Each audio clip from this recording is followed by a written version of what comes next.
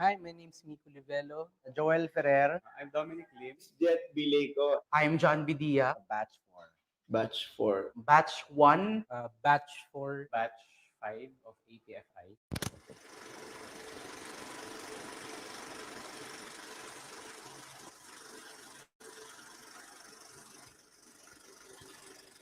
Film school is, for me, yun yung way. Especially APFI.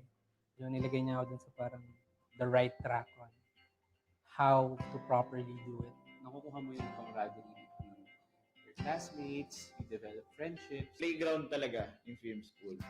Ginaid ako ng APFI kung saan talaga ako mag-excel.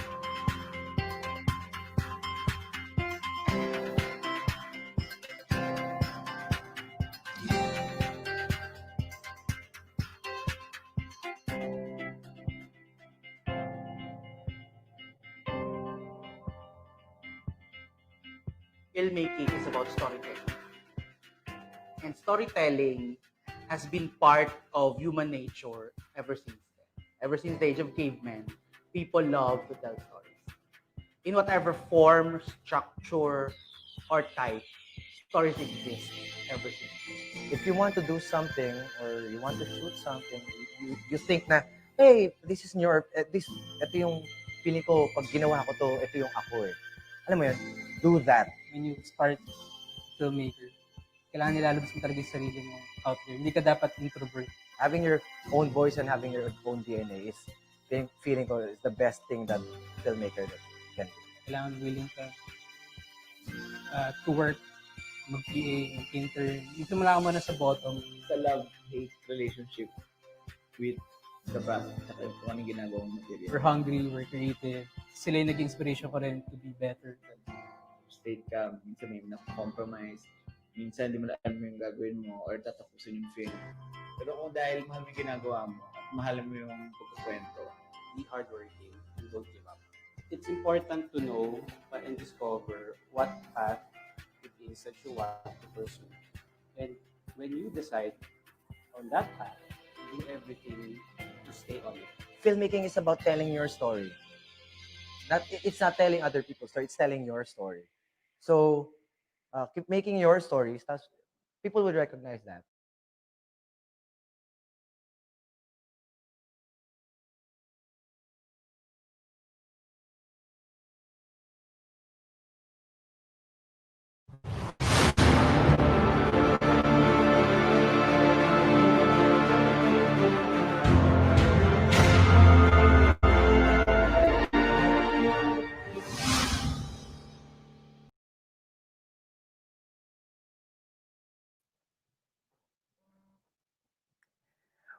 Welcome to the Bangsamoro Short Film Festival, Creating Futures Through the Arts. My name is Andre Nikolai Pamantuan.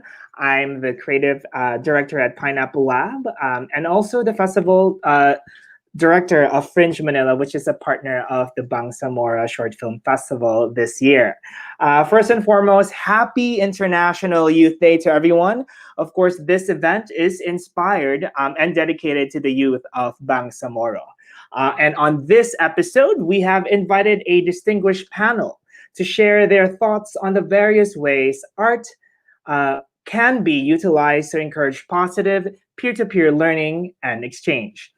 We are currently live on Facebook, on the Facebook page of the Bangsamoro Transition Authority member and festival executive producer, attorney Maisara, Dandamun, Latiph, and the YouTube channel of the Bangsamoro Short Film Festival.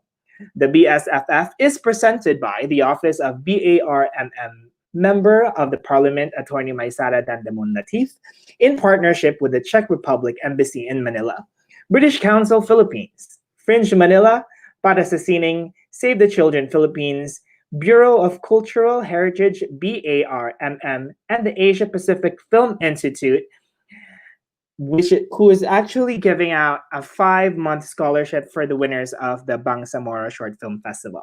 So please don't forget to use hashtag Heritage Without Borders if you would like to share our talk today.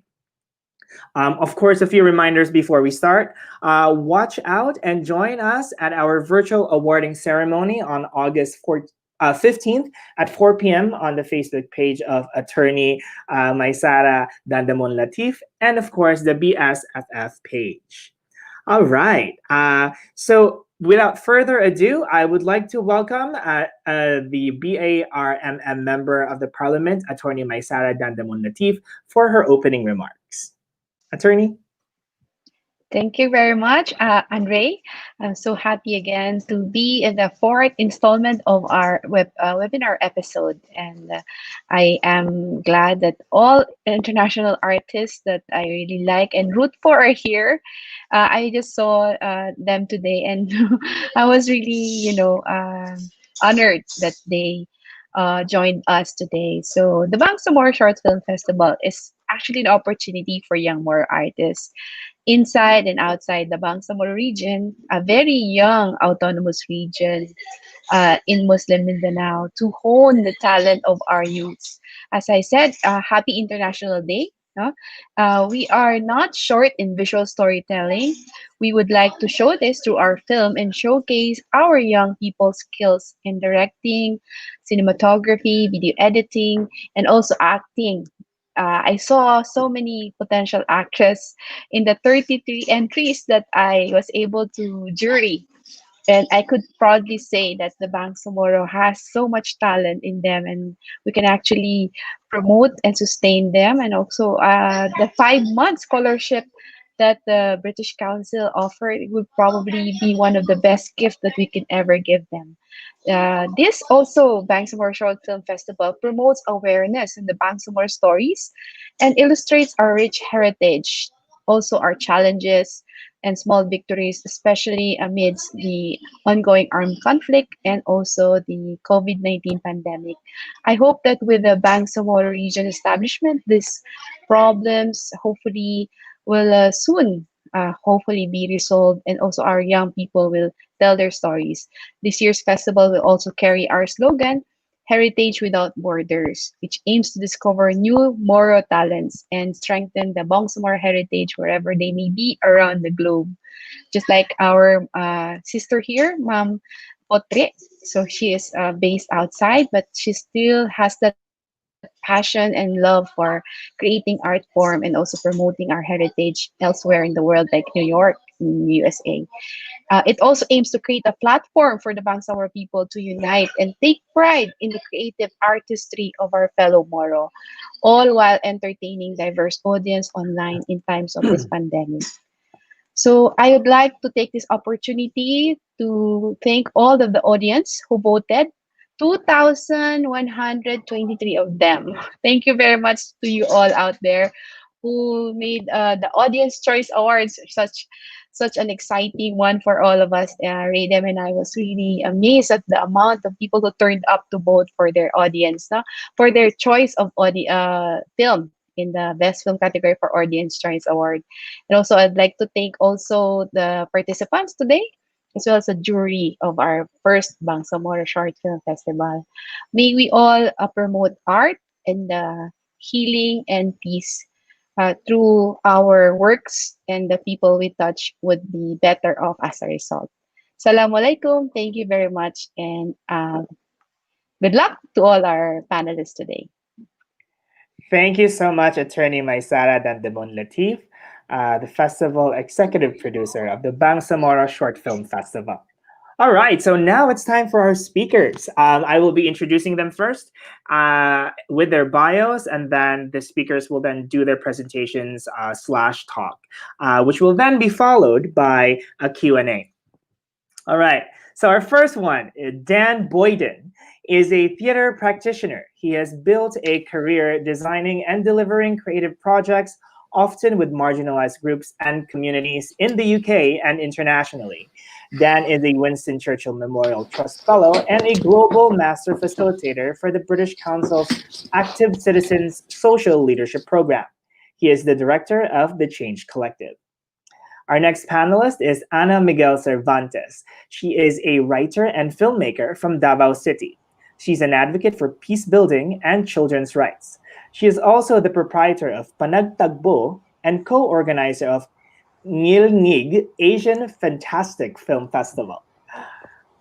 Our next speaker is Naomi Waring, a filmmaker and key member of the Change Collective UK. She is also an art facilitator for British Council Philippines on the art of peace. And finally, we have Potri Rangka Manis Keano Noor, who is the founder and artistic director and traditional bearer of Kindig Sindao, a cultural storyteller and medical surgical registered nurse in New York City. She is also an award-winning poet-playwright and recipient of the 2012 Compass Award and 2010 Philippine Presidential Banaag Award. Thank you so much for joining us today. Now I give the floor to Dan Boyden. Hello, thanks, Andre. Apologies, I had a slight internet connection issue as well. So hopefully you can still hear me. Can you all hear me? Yes, we do. Great. Thanks for having us. It's a real pleasure to be invited. I'll talk a little bit about the Change Collective.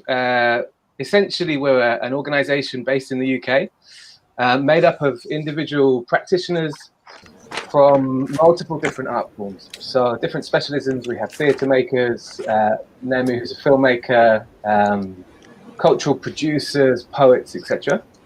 And I guess we're interested in understanding more about how change happens through arts and culture. So that's change within ourselves in terms of mindset, behavior, but also at a community level, at a social level, structural changes. What's the role of the arts and culture in that? And I can't speak for everyone, but for me, I definitely felt like, you know, it can be quite a lonely, solitary thing being an artist sometimes. and I felt like there's a power in being able to come together, to bring yourself, to see what's possible. So what we're doing now is we've been working around the world with a number of different arts partners, non-arts partners, but always working with partners at a local level to understand more about the role of the arts in creating some kind of social change. And it was mentioned, it was interesting in the films that we saw at the beginning of this, the idea of storytelling came out a huge amount. And I think for me, that's what art is. It's about stories. It's about the stories that we tell ourselves, the stories that get told to us, and also how, particularly when times are challenging and when times are tough, how can we work together to be able to tell new stories or imagine new possibilities? And I think that now more than ever, that's what's needed. This time that we've all been sharing, I think has forced us to at the same time feel slightly disconnected, but there's also a connection through that, if that makes sense. So I think that there's a role that the arts can play now to be able to bring those people together, to be able to make some meaning, and to be able to imagine and to dream about what the future could look like. And I think that happens at a local level, but I think it also with all of this amazing digital, the fact that this is happening, Andre's at 1 a.m. in the morning, it's 9 a.m. for us. This is great. This might not have happened in the same way, 3 months ago or 6 months ago. So I think there's also interesting possibilities to collaborate. There's interesting possibilities to work with some of the challenges and through some of the tech to be able to, 4 a.m. It's 4 a.m. Blimey. So someone's at 4 a.m. That's amazing. We're having lots of coffee for different reasons. And yeah, I guess the pandemic for me has kind of on some level forced us to retreat, to become isolated physically. But I think it's also encouraged us to reach out and to connect.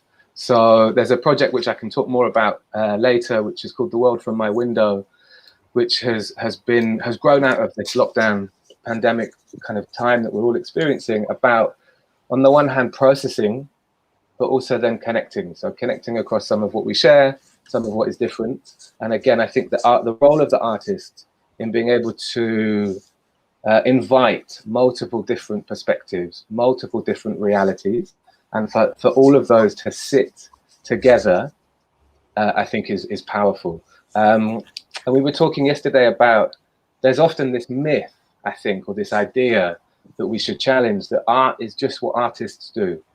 And you do it with a paintbrush in a studio with an easel and a beret. And I think that's for sure, that art is really valuable and is needed. And I think that there's art and creativity everywhere. So the more that we can allow that creativity into our lives, we don't necessarily need to be, and some would disagree with this, but we don't necessarily need to be 100% artist. I think that arts and creativity into the everyday, and I think that is powerful. That gives us a personal power and a collective power. So yeah, I mean, I could talk and talk and talk. I've got work that I've been doing in prisons, which I could share. My specialism is theatre, particularly theatre of the oppressed. So working with marginalised groups. Augusto Boal, I work with an organisation in London called Cardboard Citizens. And I think I'm interested in, what do we do with all of these quite traditional practices to really best respond to the social, to the political reality and context that we find ourselves in. So yeah, so again, thank you for the invitation. We've done some, which I think Naomi might talk about in a bit, some really powerful and incredible work in Bangsamoro through the British Council and Xavier University. So it's a real pleasure to be invited back. So thank you, and I look forward to connecting more. Thank you so much, Dan Boyden. for that amazing sharing. And later on, we'll hear from Naomi Waring as well to share some of her projects in the UK and also in the Philippines. But for now, we'd like to bring out Anna Miguel Cervantes to share more about her work in peace building and children's rights in Davao. Hi, everyone. Thank you for having me. And it's nice to see some familiar faces here, Dan and Naomi. And it's really great to be here. Thank you for the invitation. So, I'm a writer and filmmaker based in Davao City. So, I've worked a little bit in children's rights and peace building. But usually, these days, I work more towards peace building and creating art towards that. So I'm going to talk about two things, which is how to find stories or finding stories within, and working with integrity. So those two things are a little bit more, I don't know, technical. I'm not sure if any of our viewers will be interested in them, but I'd really like to share some few points that I learned throughout filmmaking in Mindanao. So I try to use technology, zoom out, direct. Right. Can you guys see that? I don't know. Right. So finding stories within. Some director once said that the most personal is the most creative. Who said that? Some guy, just Martin Scorsese. Um, um, I think that what relates to you, how you feel, or your experiences, your hopes, or your fears are very powerful emotions that you can capture and use on film. So if you don't have a story yet, or if you're still going towards that journey of story development, which is one of the more really challenging aspects of filmmaking, you can really use that, use your own personal experiences, whether past or present, um, because all these things that you absorb, you really don't know when it's going to translate into film. So sometimes ideas that you have may take years. Some ideas take years, and some ideas just come to you for a film while just riding the jeepney or just using public transport or just walking in the streets. Ideas just come, and I think that's applicable to a lot of the other art forms as well. Um, as not only artists, as Dan mentioned earlier, everyone is creative. So everyone has that capacity to really translate these experiences into something, more creative or towards the arts. So audiences are moved by things that they can relate to. So not people can relate to conflict in communities, such as those who live in the Bangsamoro area or other parts of Mindanao. So not everyone has that idea of what a war-torn community is, but they can relate to fear, to emotions of anger, to emotions of anguish, in their own way, in their own personal way. So, well, I guess on that note, a personal note is that I'd really like to see more films about Mindanao that end or that um, show more, let's say, happy things. Because I know that there is a spectrum of stories out there, and I really refuse to believe that there's only sadness and war in Mindanao. And I think that it's very powerful for platforms like these, the Bangsamoro Short Film Festival, to to to show that there are so many stories, a spectrum of stories, and a spectrum of emotions that these filmmakers can share. Um, so whether the film that have been submitted, I have not seen some of the films. I'm really excited to watch some of the films if I still can. But whether your film is fantasy or magic realism or inspired by real events, the director's personal view or the filmmaker's personal view will really shine no matter what. So I think that it's your truth and it's your vision. So that story is yours, and I'd really like to see more stories that um, inspire also other filmmakers and inspire other people to think about what's happening in these communities. So um, I'm going to talk a little bit about working with integrity. Let's see if this works again. Technology, right? So working with integrity. If you have the story, since I talked about story development, if you have the story, I personally feel that um, you should live your story through the way that you create the film itself, meaning what is the process of creating that film? If you make a film about peace, is that film made in the most peaceful manner possible? I don't know if that's possible, but I really want to see that process of creating a film is sometimes more meaningful than the output itself. So that's my mantra as an artist. I'm very process oriented. So how you make a film is also just as important as what's in your film or what is the message in your film.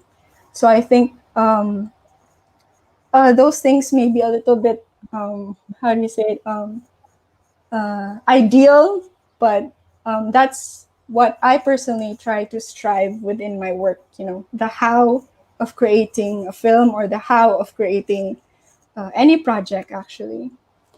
So in my experience as a filmmaker uh, making films in Mindanao is that we worked with non-actors. So that means we work with regular people. We work with people in the communities, Moros and IPs. Um, and we found that they're very excited to share their stories. And we found that they are sometimes the best actors that we could ever hire because they know their story well, whether it's directly or indirectly. So most of the films that we've made, Pulangi and Baboy Halas, both directed by Direct Bagani Fiola. Both of these films, we saw that when we went to these communities, the stories changed, the wardrobe changed, the production design changed, because the communities themselves tell us this is incorrect, or we can still change this, or this can be improved. So we had a lot of assistant directors in Baboy Halas because the two tribal leaders that we worked with were very shared very meaningful input in how we could make our film better. And that's what makes that particular film, Baboy Halas, to me, very meaningful because a lot of it really came from the communities. And the Matig Salog tribe of that we worked with also were our production assistants. They were our cook. Some of them were, really involved in the film. And I guess, sorry, um, I guess the last thing that I'd like to add is that for Baboy Halas, again, sorry, we brought back that film to the community sometime later, about a year and a half later, after it had gone to some festivals in the Philippines and also some in Europe. Um, and when we brought back the film, we were really happy because the communities were also very happy that they finally found an actor in a movie speaking literally their own language. So, literally and metaphorically, their own language. And that I think was very powerful. Um, uh, I think that maybe if more filmmakers who are very interested in working with communities should really return the output of your film to the communities because this is very powerful. And we found that some of them were not only interested in the film, but they were also They also were able to gain some knowledge, skills wise, of creating films. So those are things that are very new to them. So bringing back the films to the communities is a very powerful tool to open discussion and to inspire communities. So um, I guess that's all. And I really congratulate a lot of the organizers the and the filmmakers and all the people who support this. Thank you. Thank you so much, Anna. Thank you for sharing very insightful thoughts on filmmaking. All right, so now let's move on to our next speaker, Naomi Hi, thank you Waring. so much for having me today. Basically, I was kind of going to say pretty much everything Anna said, but I'll sort of add to it. I was lucky enough to be in the Philippines earlier this year, in January and in March, just before lockdown, and working with the British Council and Xavier University, and working with different artists across the region. And I was so inspired by everybody there because the amount of different ways of being an artist and connecting with young people. There was just a lot of energy in the room, and it felt uh, like this new Bangsamoro, this new energy, and I felt very excited for the different kinds of stories that were kind of coming out of the sessions there. And I think as an artist or as a filmmaker, like a little bit like what Anna was saying, like connecting to what is true for you. So not thinking that you have to go out and tell a specific kind of story based on maybe where you're from or but what's important to you. And I think what's so exciting now, even in this time of the pandemic, is that we have this ability to connect through through the digital space. So people can literally make stories at home. There's been some incredible Zoom films that have been created. And I think as a young person today, no matter where you are in the world, you have access and potential to not just create a story that's just going to be for you and your family, but that is also going to connect, worldwide. And I think that that's something that I'm really excited about, and something that's changing, this accessibility and this ability to create community across difference. And so I think for anybody kind of listening who are wanting to make films or wanting to make pieces of theatre or art, there's kind of no excuse. I mean, we can all talk about money and we can all talk about our worries about like finance, but and I know we're all coming from different perspectives, but I think if you have an idea that you're passionate about, somebody else is also going to be passionate about that idea and will want to see it reflected. And I think there's a big conversation happening around diversity on screen and diverse voices, and that reaches to all levels and to all communities. So I really hope that there's people here watching and has been part of the Short Film Festival who's been inspired to reflect their own story or their own point of view or their own voice. And I think that you don't have to wait for the right moment, or you don't have to wait to have the equipment. You can pick up your mobile phone and start to talk to people. And I think if you're making films, I think there's like a difference of making films with a community and for the community. And I think Anna reflected really well that idea of ethics and making sure that you're not putting your idea onto a community, but that you're involving them on every level in terms of how they want to tell their story or what their perspective is, and allowing that to change your idea. Because I think through collaboration, things will change and you won't have as much control, but it will be more diverse and more colorful and will add to that, to the sort of the final piece. And I also really love this idea about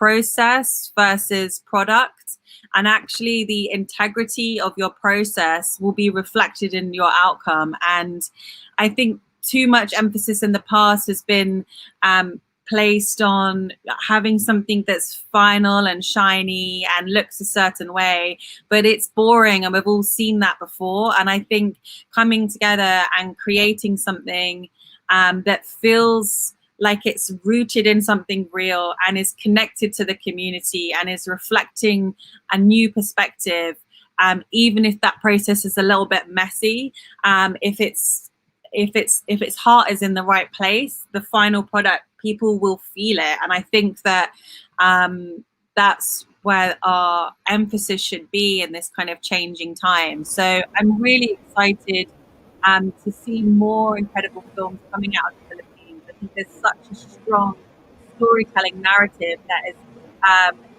has been changed. There's been so many changes that has happened in the Philippines in the recent history and in the past.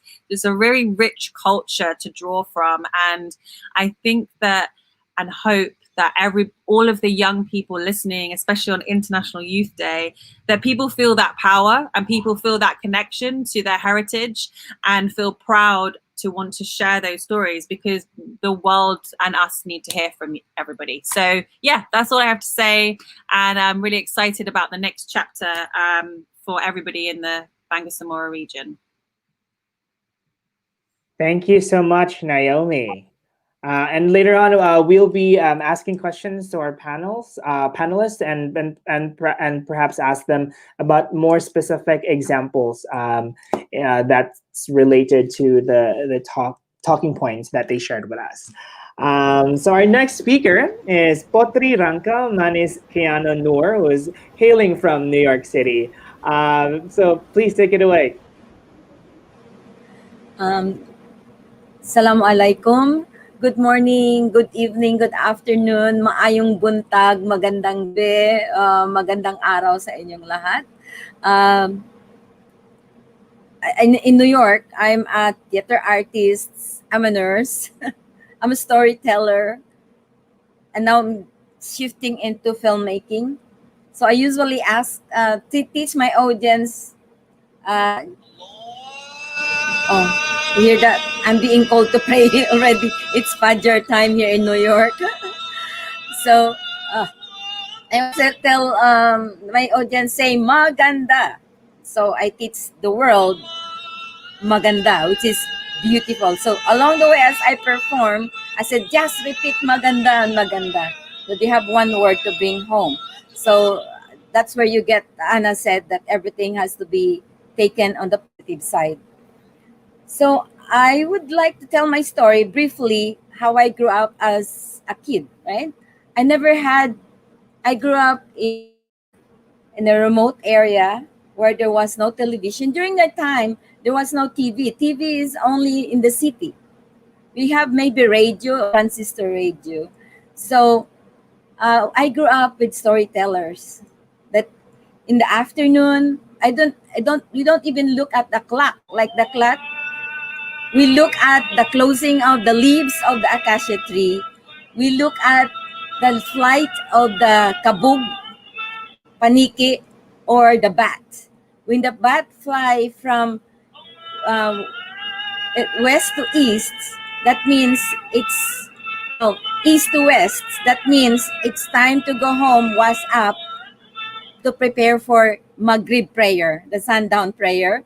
And then after that prayer, you go around a bonfire waiting for the storyteller to chant the story. And then in the middle of that storytelling, he will open the bonfire and give us kamote, give us a sweet yam that is buried inside. So that is our snacks. So my mom even usually said, oh, you're only in a hurry to pray because you want the story. You have to do the prayer properly so that the storyteller will come, because the storyteller is at the same time the leader of the prayer. See and also he is our consultant, and also asking him what is the right herbs to use when you are sick or something else. So I grew up I grew up in a fairy tale in the village. I don't what do you call this? I usually tell my audience that my Disneyland. You see, it's America, so people will go to Florida for Disneyland or somewhere else. I said, I'm not really interested to go to Disneyland because I know that that land was taken away from the Seminole Indians with cheating, stealing that land from the Seminole Indians. And they will start asking me, I said, yeah, our land is also stolen from us. So we just have to do the parallelism. So anyhow, as I said, that when there's storm, strong wind, that is our Disneyland because we run towards the bamboo forest during the time there's a lot of forest in our area. And then we hold at the top of the bamboo and wait for the wind to blow so that we can ride into that bamboo. So all this movie of Crouching Tiger, Hidden Dragon, where they fight on the bamboo poles, that's true because we fly on the pole, and also we ride in this big badyang or a taro leaf to slide down in the slope of the mountain.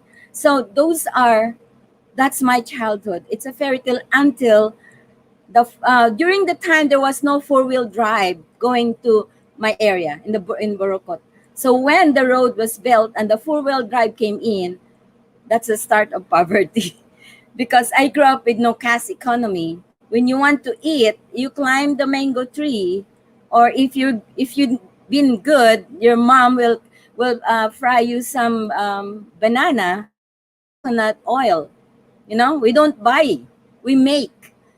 And then when there's lightning and thunder, we're so excited, lightning and thunder at night, because next day you will run in the meadows and pick up kabute or mushrooms. So when the four-wheel drive came, that's the start of the falling of the timber, falling of the trees, and the start of misery of the tribe. And then martial law came. So I grew up, my 10-year age days was during that period where there's so much displacement of the Moro people because there's a planted war among us.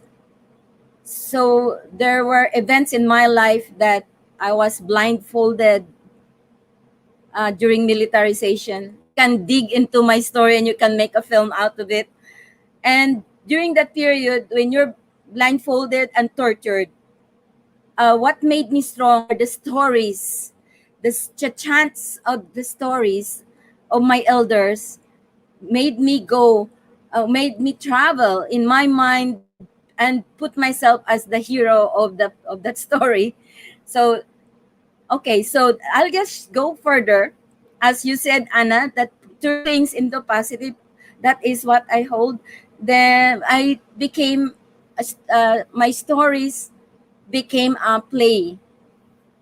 I turned into a playwright. I was given by PETA, Philippine Educational Theater Association, 500 pesos to write a story. So I wrote 3 stories. One is a story of my public health nursing, where you go to the community and you will see all this diarrhea and all the death of the babies because they're in the middle of plantations.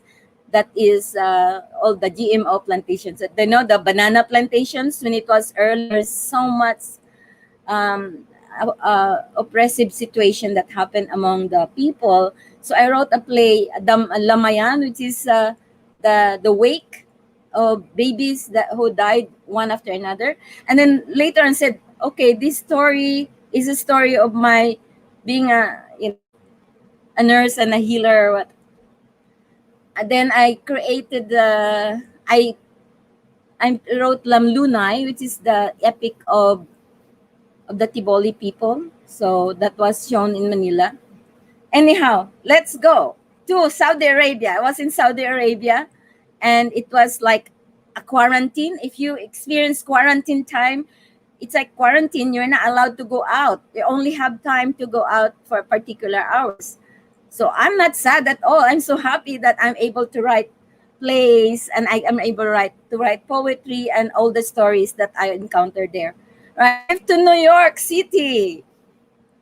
When I arrived in New York, I'm very conscious that I did not brought things with me. I brought my agong, kulintang, malong. I brought home with me because I told myself I will not be assimilated by the American dream. They will assimilate me. So then I started working in the hospital and I started recruiting nurses to join me. And they said, "Are you crazy? You just work overtime. Let's go to gamble." And I said, "No, no, no. Okay, give me your children." So for free babysitting. I didn't know that babysitting is very expensive here in US. So I started babysitting their kids. I said every Saturday, the fourth Saturday and Sunday, I told them, "Don't go anywhere. You have to drive us and your kids because we're going to have a show in the library." So the kids, even though they're not perfect and they're dances, but they're cute, they were my intermission. I was the main show. But as they grow up, they became the main show. I became the intermission. And as they grow up and learned more, I became behind the scene. So, and my take on this is I go back to the process and not the project. The process, theater, now filmmaking or art itself is a liberating experience. Art is powerful. No matter what material things around us or whatever, when I make an art project, I visualize I visualize what is the end, but the process I guide the people to achieve it because it's not the product. It's the people who feel and experience this liberating experience that would that their story is actually woven to that particular story. So my subjects most of the time are retrieving all the stories, the unwritten stories of my people, particularly the epics that has to be given justice by the world. Because if the Greek mythology and the Roman mythology is popularized, why not the Rangan? The Rangan is not even known to the Filipinos. Or Lamlunay, it's not even known to the Philippines. The word is appropriated all over. The dances is appropriated all over, but not even given the value that this carries the ethics of the ancient times, and these particular stories connect us to the rest of Asia and the rest of the world. Because not even when I'm telling the world that there's so much Sanskrit in the Filipino language. What? No, we copied Mindanao or Malaysia. I said no. Didn't copy each other because we're once upon a time in Doña Malayo Nusantara, and we're part of the empire. And Maasalam or Paalam is Arabic. Wrote. So when I teach or when I start a play or Kinding Sindao, actually, Kinding means movement or movement, and Sindao is from the word Sindi, which is the light. So through our movement, we'd like to shed light to the unwritten stories of the Filipino people, particularly the Moro people, indigenous people of Mindanao that was not given their story from their own point of view, but somebody else is telling the story, on the colonizer's point of view. So if you will see on my play are usually the epic, and woven into it are the unwritten history. Just like, for example, the Battle of Bayang, the massacre of the Bayang people of Lanao in 1902. I interweave that with the chapter 2 of the Rangan, which is Bambaran, where the Singkil dance is so taken and appropriated everywhere. They don't even realize where that story come from and how valuable is that story to us, Maranao, Maguindanao, and Iranon, and actually the Filipinos, because this is the missing link If we are not going to assert this, it will be the missing link of human history. So, and then we had the story of the Buddha who the Hello, Miss Potri. I'm sorry to interrupt, but our stage uh, manager is oh, I'm sorry. telling us to The thing is, wrap no, it no, up no, a no, bit. No, no, no! Don't no, no, apologize. no. Don't I know apologize. The that is time is one. the I time that we had we I know. provided was a That little is tight. one lesson But I go learned ahead. from New York. I will like say like, oh, why is it dark now? Why did you turn off the light, Mom? We are union crew. We cannot connect. All right. I'm sorry. You started me as a storyteller. I tell stories 40 No, days and no, don't 40 nights. So apologize. that's just my take. And also all these artists as a trained artists as a mirror of history, art as a tool for organizing. These are all from Agustus Boal, the Theater of the Oppressed. I was trained in the TOP starting from the Philippines actually, and here luckily was trained by Boal and the TOP Lab. And thank you very much. And I'm from Broken Share, so I'm from Davao too. Thank you. We have a lot of stories to tell, but that is how I'd like to inspire the youth that your story is your film story. And don't look anywhere, look inside you and look at it as always the part of the strengthening part, your empowerment. Your power is your own story. Don't go look anywhere. Don't start buying brand names because that is not yours. You are your own brand. Thank you. Assalamu alaikum. Thank you so much, Ms.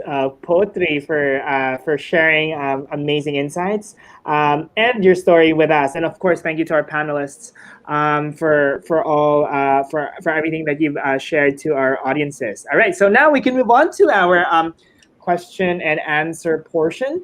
The first question is, how can we empower the Moro youth to explore art as a form of self-discovery and self-actualization? I'm sure, I know you guys were able to kind of touch on that a little bit, but if you can give us specific examples of things that you've done in the programs that you run, that would be great as well. Maybe we can start with Dan. Yeah, I'm gonna see if Anna or Madame Potri has anything in specific in terms of the local community, and if there's, I can share a couple of more broader. But if there's anything coming from Anna or Madame Potri, maybe. Okay, I think I will answer that, and it has similarity to what Anna is saying. If you will notice, my play are on the language of whatever the tribe is. So if it's Maranao, it's Maranao language, and they will just tell me we cannot understand. I said we're dancing it, and maybe we'll put subtitle. We didn't even put subtitle before, but the audience understand, the reviewers understand. So they will tell me why not in English. I said why the Italian did they translate the opera? Then I'll bring my Maranao language here. Or if it's Tausug, it will be Tausug. It will be chanted in Tausug or Yakan, because it's not about entertainment. It's about I'm bringing you the story. If you're not comfortable with it, that is good. That means be not comfortable because this is new to you and this is unknown to you. So, but because if it is art, they are forced to stay. It's not forced to stay. The people who would like to appreciate it will stay. Those who don't want to appreciate it, well, let's better luck next time. Great, thank you so much for that, Potri. What about Anna? Right. I think on a more uh, technical standpoint, I think is really about Ma'am Potri really talked nicely about the artistic side of it, but the other side, which us artists don't really like to talk about, is the financial side, which is very important. I think when trying to actually actualize these creative projects. So I think how we can support these Mindanaoan or Moro artists or filmmakers is really having a lot of people coming in who are interested to actually fund and support in a more concrete way, in a more financial way, these projects. So platforms like these are very important to really put put a light or shine on these artists to say that they exist and they can actually, do more if they had a little bit more leeway in terms of finances to actually actualize their work. So platforms like these, number one, is very important also. Thank you so much for that. Go ahead, Dan or Naomi, if you have anything to share with us. Yeah, I think from my side, and it's kind of what we're trying to do with the Change Collective in terms of the strength in numbers. So recognizing that often, if we're traveling through individually, we can move quite quickly. If we're traveling through with each other, it might be slower, but there's a real strength and an energy and a creativity that we get from the connection with other people. So I think, as Anna was saying, the idea of how do we create spaces where people can come together? How do we really begin to understand where the knowledge and the expertise and the wisdom from within the group comes from? So what's the resources that we carry internally, but also within the group? And how do we use that to really catalyze? How do we use that to move forward? So there's, I think, yeah, I mean, it's been fascinating to hear people talk about that, and I think that there is that knowledge and that wisdom, that creativity is there. It's and it's how to organize it. What does the structures look like? How do people begin to come together to really learn, connect, to share from each other, to build that strength and energy from within? I think as well sometimes. Thank you. What about you, Naomi? I think you're on mute, Naomi. Oh, hi. Can you hear me? Yes, yes. Sorry. I think my sort of take on I come from a sort of don't have much money, have never really had much money to make any of my films, but I think if an idea is good and you believe in it, other people will join and want to believe in it too. It doesn't mean to say that those things that Anna was saying shouldn't be put in place. They absolutely should.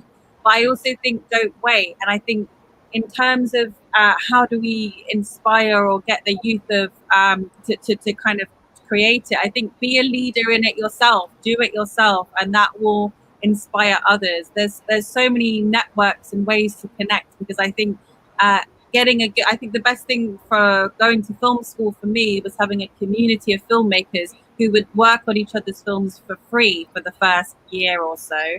So find your people, have your idea, and even if it's just you and your brothers and sisters making a film in your back garden, like there's stories to tell there, and you never know where they might go. So my idea is just do it. That is actually really good advice, Naomi. Thank you for that. All right, I believe we have a question from our audience in Facebook from Lainisa Maruhom Sumpingan. How to make our film interesting, especially to youth audiences? Perhaps we can start again with Potri with this question, and then we can go in the same order. You see, film, as I said, art is a mirror of history. Art is our own mirror. So how to make this interesting to the youth audience? I think we have to build the consciousness. This is your heritage. If we're talking about Moro people, Moro audience, we have to consciously bring back the consciousness of the existence of our own story. Like, look, our story is older than story marks our civilization. A civilization that is much older than America. America came only in 1717, right? But our story, our dances, our consciousness of Bantugan, our consciousness of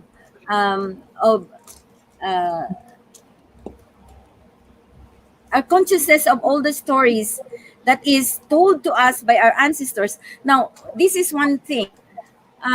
When I went home and I brought my daughter with me, she started asking about the story. Now, the young people be- became aware that, oh, then I have to listen to my grandmother or my aunt. I said, make it fast because there's a hairline distance now, boundary hairline distance now between your aunt and you, because your aunt is going to say goodbye. Catch those chant, because those chant is your treasure. That is a treasure that no one can take from you, because that marks your identity. Now, I think it comes from the adult also. We have to decolonize ourselves. We have to not just stick ourselves to the television story. We have to dig the story from us and become that storyteller and the television. And so it's a building process. It's a consciousness building that has to be awakened from our youth, so that they are able to tell their story freely.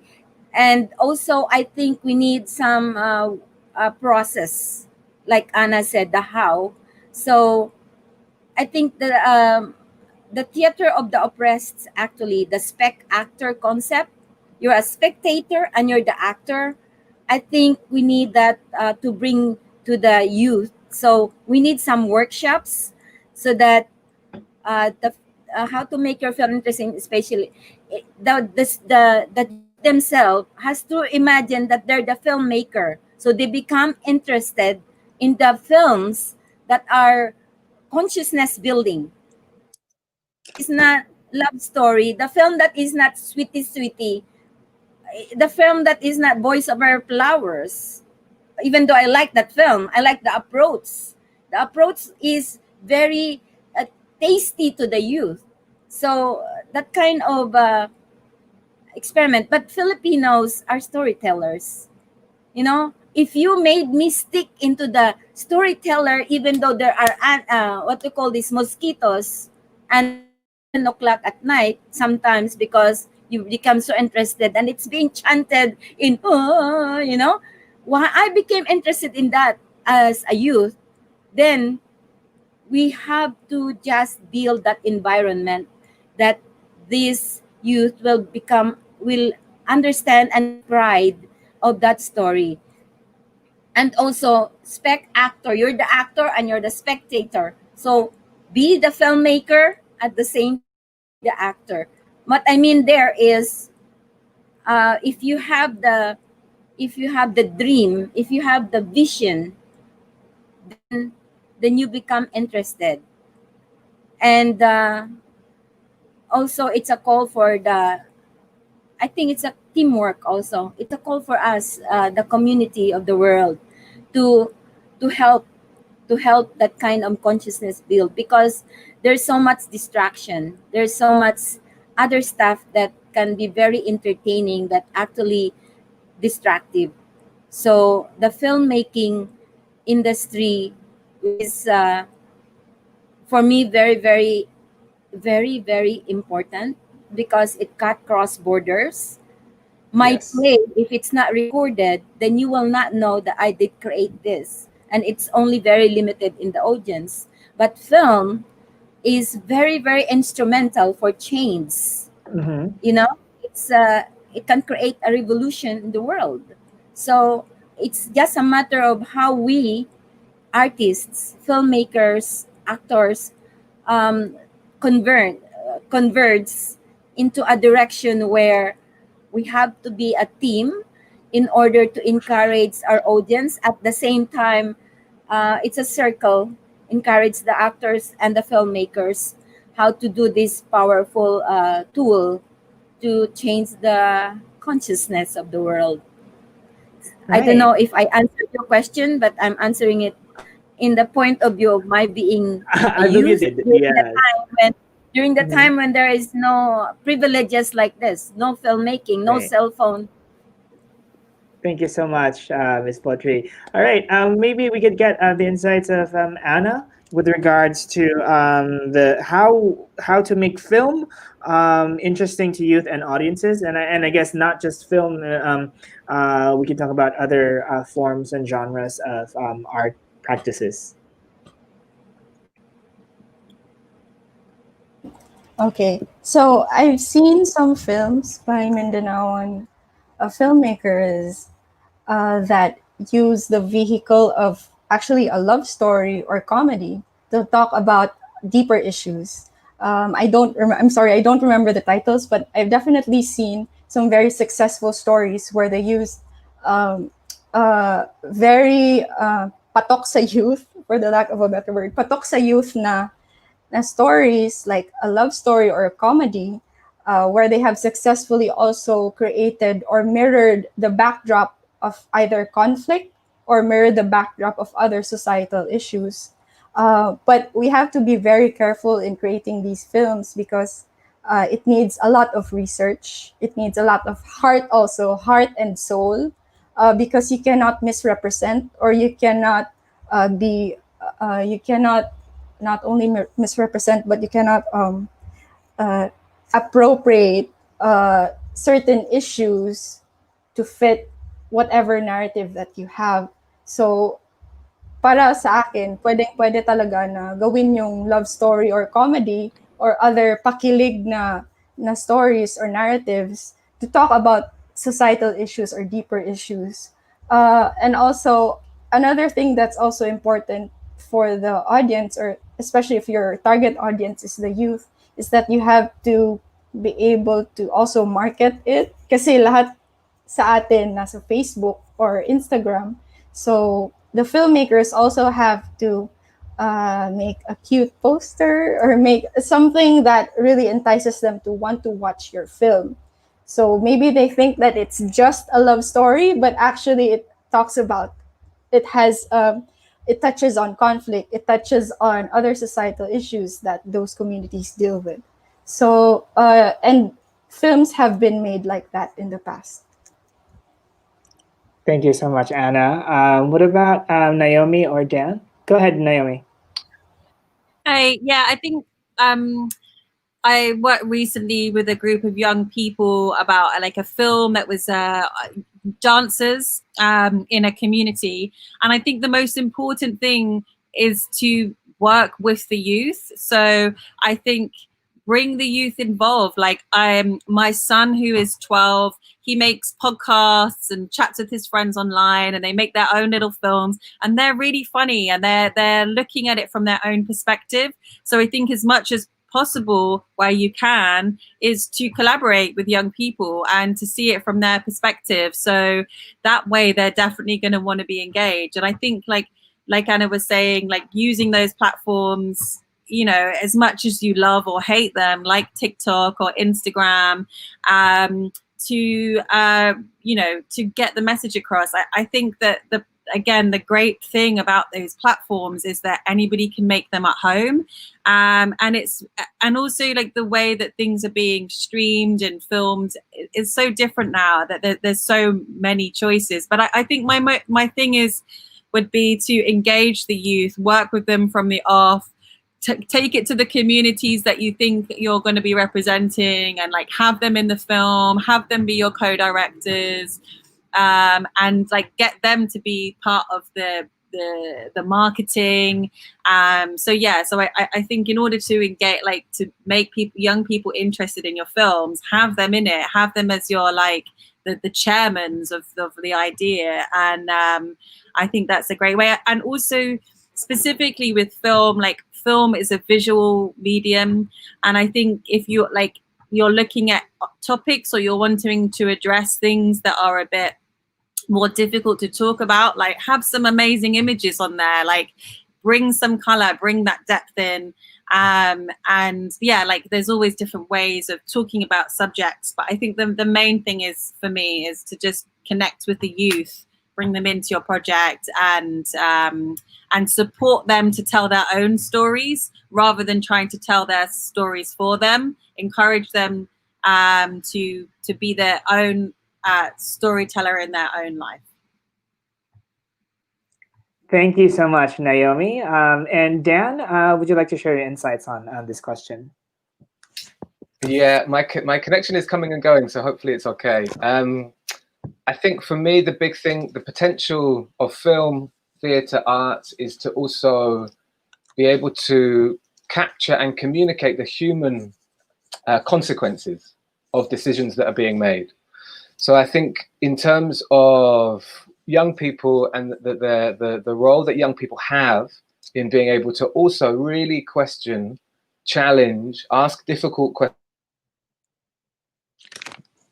to the people around them, I think that the more that film and the creative process can do to really shine a light on the humanity or the kind of emotional consequences, the reality of decisions that are often being made up here. I would just encourage that in terms of filmmakers or any creatives to really feel like they're valuable, they're needed as a key part of being able to ask those difficult questions. And I think they can ask them creatively and beautifully. They can ask them with integrity and do it ethically.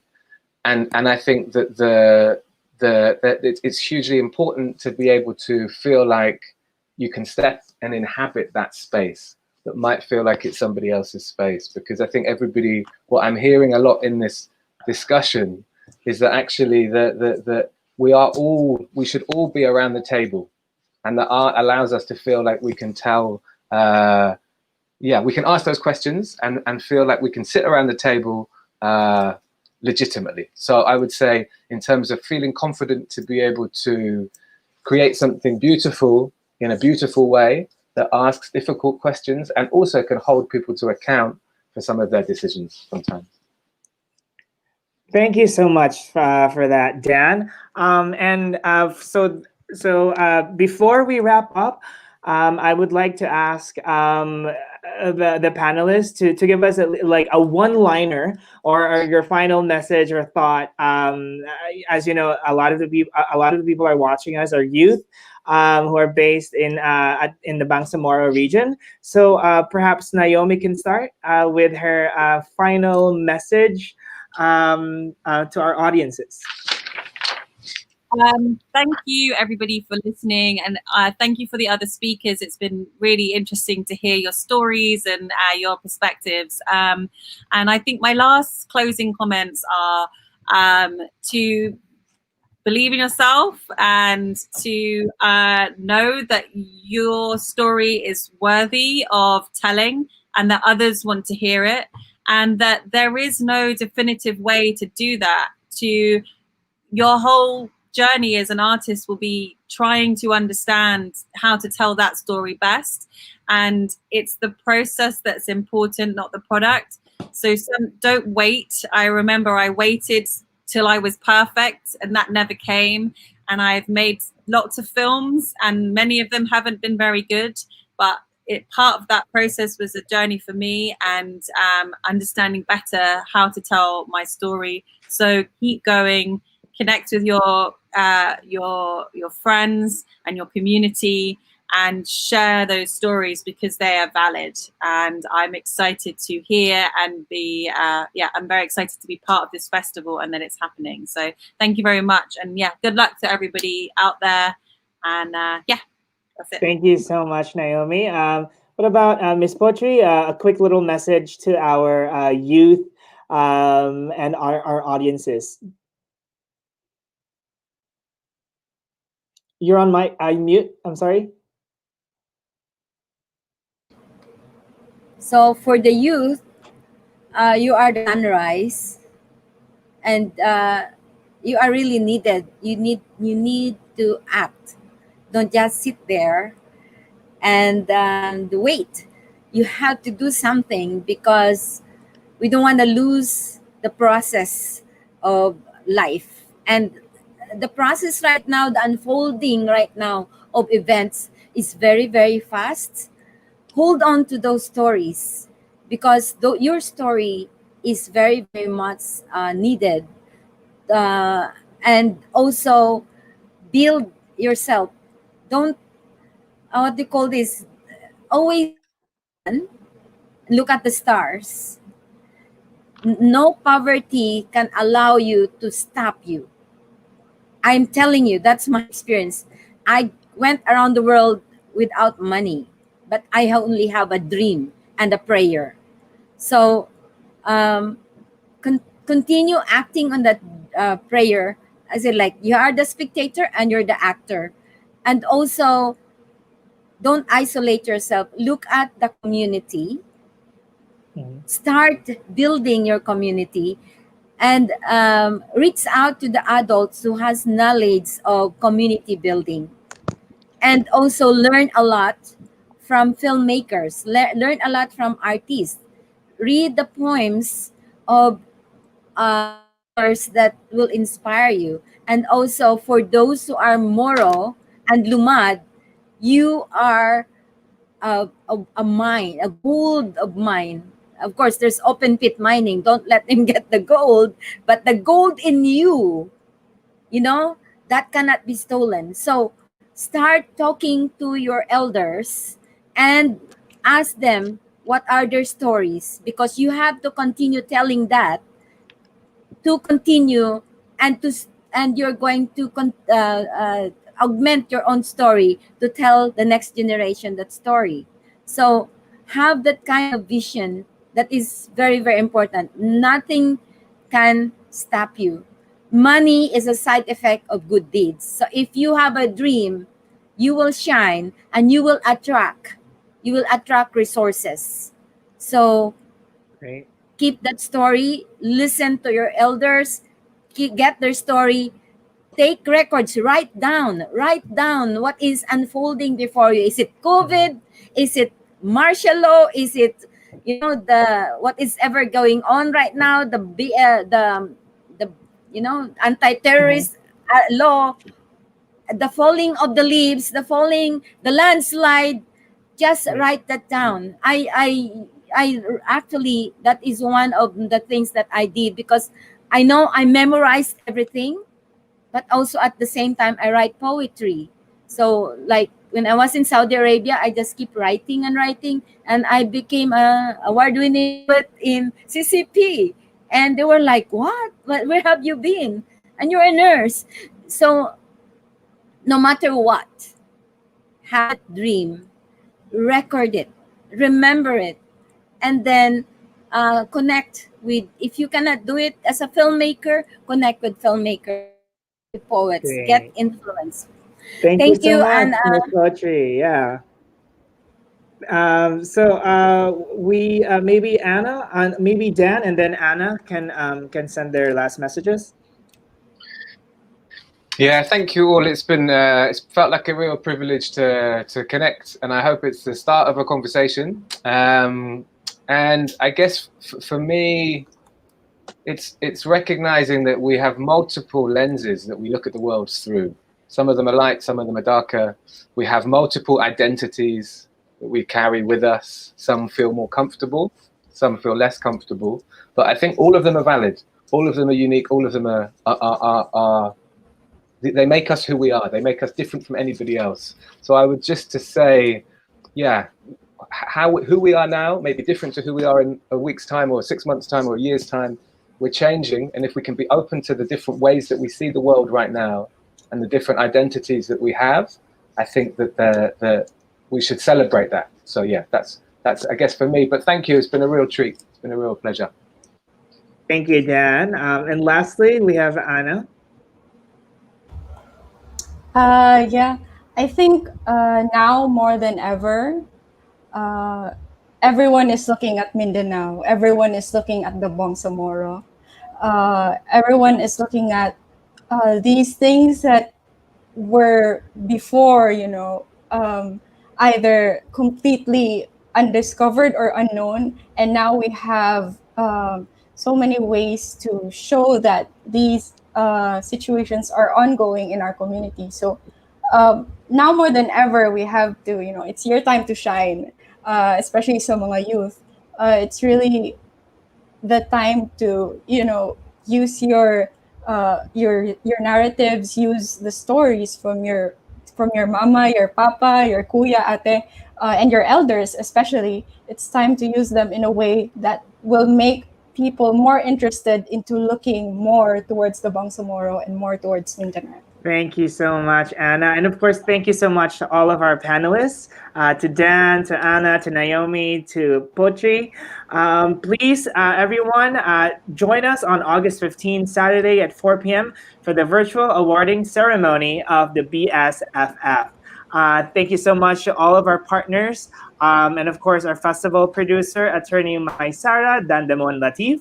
Of course, this event will not be possible without the Czech Republic Embassy Manila, the British Council Philippines, Fringe Manila, Para sa Sining, Save the Children Philippines, Bureau of Cultural Heritage, BARMM, and the Asia Pacific Film Institute.